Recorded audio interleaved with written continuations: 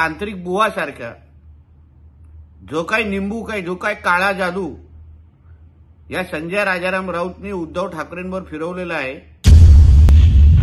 एनडीएचे सरकार येतच आहे, पंतप्रधान मोदी साहेब परत एकदा खुर्चीवर बसतातच आहे।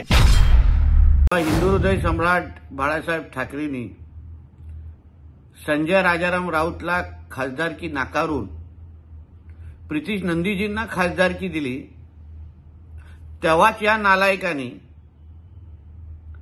एका समोर असं वक्तव्य केलं होतं की बघा भविष्यामध्ये मी या बाप लेकाला आणि त्याच्या पक्षाला संपवून दाखवतो।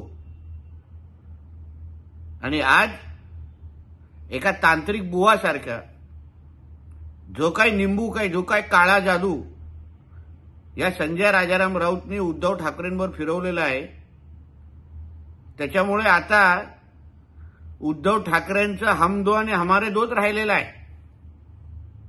धनुष्यबाणला किंबहुना आदरणीय हिंदू हृदय सम्राट बाळासाहेब ठाकरेंच्या धनुष्यबाणला सन्माननीय एकनाथ शिंदेच्या माध्यमातून वाचवण्याचं काम हे आदरणीय पंतप्रधान मोदीजीने, आदरणीय अमित शहाजीने आणि आमच्या देवेंद्र फडणवीसजींनीच केलेलं आहे।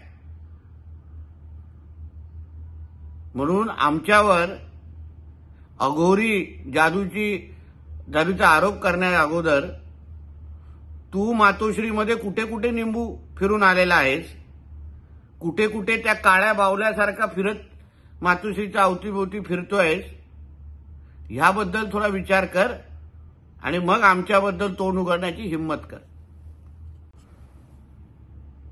आदरणीय राणे साहेबांना आमची सत्ता आल्यावर आम्ही तिहार जेलला पाठवू। मुंगेरी लाल की हसीन सपने पाहणारा हा संजय राजाराम राऊतला सांगेन,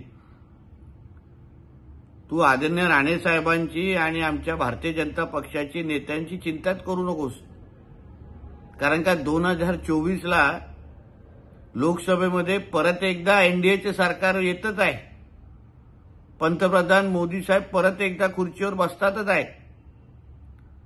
पण त्या व्यंकटेश उपरच्या प्रकरणामध्ये पोलिसांनी आता नॉन बेलेबल वॉरंट काढलेला आहे। व्यंकटेश उपरची शोध मोहीम सुरू झालेली आहे, मिसिंग कंप्लेंट पण झालेली आहे तुझ्या नावाने। आता त्या प्रकरणामध्ये अगर तो सापडला नाही तर त्याला गायब नेमकं कोणी केला, त्याचा खून किंवा त्याचा मनसुख हिरेन नेमकं कोणी केला, ह्याचं उत्तर द्यायला लवकरच पोलीस तुझी वाट पाहतायत, ह्याची काळजी कर आणि मगच राणे साहेबांवर आणि बीजेपीच्या नेत्यांवर बोलण्याची हिंमत कर। देश विदेशातील प्रत्येक घडामोडींचे लाईव्ह अपडेट मिळवण्यासाठी आता साम टीव्हीच्या सर्व सोशल मीडिया प्लॅटफॉर्मला लाईक, फॉलो आणि सबस्क्राईब करा। तसंच सर्व नोटिफिकेशनसाठी बेल आयकॉन प्रेस करायला विसरू नका।